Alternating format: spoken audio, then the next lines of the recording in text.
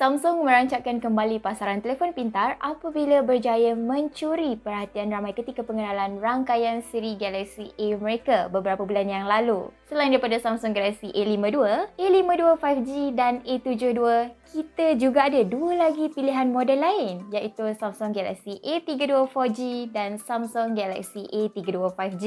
Kedua-duanya dijual pada harga yang lebih rendah iaitu bermula RM1,099. Jadi bagi anda yang mungkin kekurangan bajet tapi masih nak rasa pengalaman gunakan salah satu daripada model Galaxy A baru mereka tu, kedua-duanya dirasakan cukup sesuai buat anda. Baiklah, tanpa melengahkan masa, mari kita lihat lebih lanjut mengenai Samsung Galaxy A32 4G dan Samsung Galaxy A32 5G dalam video ulasan ini. Ibarat pelanduk dua serupa. Begitulah apa yang boleh dikatakan mengenai rekaan fizikalnya di sini. Anda keliru? Jika diletakkan kedua-dua telefon ini secara bersebelahan, dah tentu susah untuk kita bezakan yang mana satu Samsung Galaxy A32 4G dan juga yang mana satu Galaxy A32 5G. Tapi anda seharusnya tahu, dua-dua ni mesti mempunyai perbezaan yang agak ketara dari pelbagai aspek.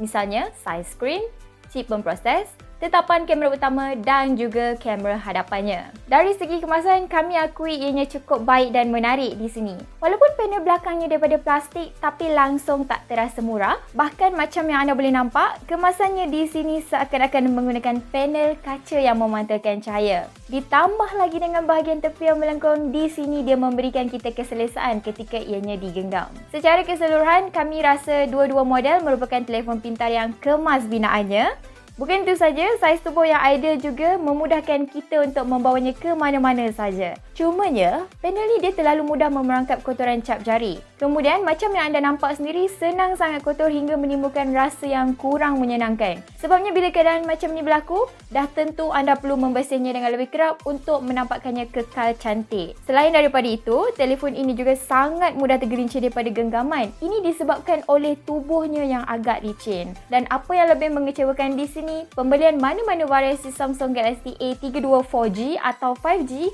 langsung tak disertakan dengan kerangka percuma. Jadi dekat sini anda perlulah membeli secara berasingan untuk perlindungan peranti yang lebih menyeluruh. Susun atur butang standard untuk dua-dua model hampir sama saja kecuali untuk bahagian butang kuasa pada Samsung Galaxy A32 5G. Yang mana dekat sini ia juga berfungsi sebagai pengimbas cap jari. Agak berbeza ya dengan Samsung Galaxy A32 4G yang menggunakan pengimbas cap jari dalam paparan.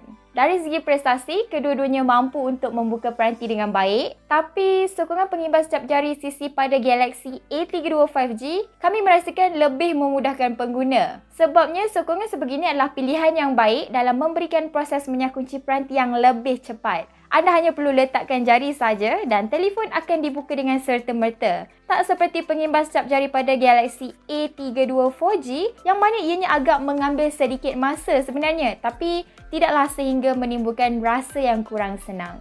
Lain-lain sama saja, butang laras suara dan slot untuk SIM pada bahagian kiri. Kemudian pada bahagian bawah anda akan jumpa pembesar suara, port sambungan USB-C dan akses untuk anda mendengar audio menerusi bicu audio 3.5mm. Bergerak ke panel hadapan, baiklah, di sini terdapatnya beberapa perbezaan ketara yang boleh anda nampak. Secara kasarnya, dua-dua masih menggunakan panel hadapan dengan rekaan bertakuk kecil. Sebenarnya rekaan sebegini boleh dianggap sedikit ketinggalan zaman. Sebabnya, kebanyakan telefon terkini Samsung kita boleh nampak dah menyokong paparan berlubang. Kemudian, saiz bezel pada kedua-duanya juga mempunyai saiz yang purata kecuali pada bahagian dagu yang masih lagi tebal. Anda perlu tahu, Samsung Galaxy A32 4G memberi sedikit kelebihan di sini, yang mana dia menggunakan skrin sejenis AMOLED Full HD Plus dengan ketepatan piksel 450 ppi. Bukan itu saja, kelebihan turut terdapat pada versi 4G ini, yang mana paparannya menyokong kadar segar semula yang tinggi mencecah 90Hz. Tak seperti Samsung Galaxy A32 5G yang sedikit rendah di sini dengan panel TFT LCD yang hanya menyokong resolusi HD+ dengan ketepatan piksel 270 ppi. Tapi anda perlu tahu bahawa saiz untuk Samsung Galaxy A32 5G adalah besar berbanding versi 4G. Di mana Samsung Galaxy A32 4G hanya berbekalkan skrin berukuran 6.4 inci, sementara itu skrin pada Samsung Galaxy A32 5G pula bersaiz 6.5 inci. Dari segi prestasi, dua-dua memberikan hasil kualiti paparan yang baik untuk digunakan. Melaluinya, anda boleh melihat setiap kandungan dengan pewarnaan yang baik bersama tahap kecerahan juga baik. Selain itu, kedua-duanya juga mampu memberikan darjah pandangan skrin memuaskan. Cumanya, skrin LCD pada model Samsung Galaxy A32 5G ini tidaklah begitu tajam dan menonjol seperti mana kualiti yang dipersembahkan oleh versi 4G. Ini disebabkan oleh penggunaan skrin TFT LCD dan anda akan perasan persembahan warnanya juga nampak sedikit pudar. Tapi usah risau kerana kualiti paparan masih di tahap yang boleh terima, terutamanya ketika anda menggunakannya untuk menonton video. Tapi kepuasan itu akan lebih dirasai pada versi 4G sebab adanya sokongan kadar segar semula 90Hz. Chip pemproses dengan binaan 8 teras daripada MediaTek menjadi pilihan Samsung untuk dua-dua peranti ni. Samsung Galaxy A32 4G dibekalkan chip MediaTek Helio G80. Samsung Galaxy A32 5G pula menggunakan chip MediaTek Dimensity 720. Penawaran memori cukup memadai untuk rata-rata pengguna yang mana dua-dua dibekalkan memori 8GB RAM dengan storan dalaman 128GB. Andai kata anda rasa tak cukup, Samsung juga hadir dengan storan tambahan berisikan microSD sehingga 1TB. Dari segi prestasi keseluruhan, dua-dua mampu menggalas kebanyakan fungsi asas dengan baik pada peringkat awal. Ini termasuklah untuk penggunaan harian biasa seperti melayari web, media sosial, menonton YouTube dan lain-lain. Tapi, lama-kelamaan terjadilah perubahan di mana prestasi sedikit merosot dengan terdapatnya isu lengah masa yang mula timbul. Ini sekaligus menjadikan prestasi peranti menjadi sedikit perlahan jika nak dibandingkan dengan pengalaman penggunaan awal sebelum ni. Untuk pengalaman permuah, ada 3 jenis permainan yang diuji, PUBG Mobile, COD dan juga Asphalt 9. Okey, pengalaman permuah terasa baik-baik saja untuk kedua-dua peranti, yang mana permainan Asphalt 9 berada di tahap memuaskan dengan sokongan pengesanan jari yang baik. Bergerak ke COD Mobile dan juga PUBG Mobile, ada beberapa tetapan berbeza yang boleh dimainkan. Misalnya untuk Samsung Galaxy A32 4G, tetapan asal permainan COD Mobile adalah pada low dengan kadar bingkai medium, tapi ini boleh diubah secara manual mencapai grafik tertinggi medium dan kadar bingkai high. Untuk PUBG pula, tetapan asal adalah pada HD dengan kadar bingkai high, tapi anda juga boleh ubah secara manual sehingga ke grafik HD dan kadar bingkai pula mencecah Ultra. Tapi anda perlu tahu di sini, kadar bingkai Ultra tu hanya boleh dimainkan pada tetapan grafik smooth dan balance saja.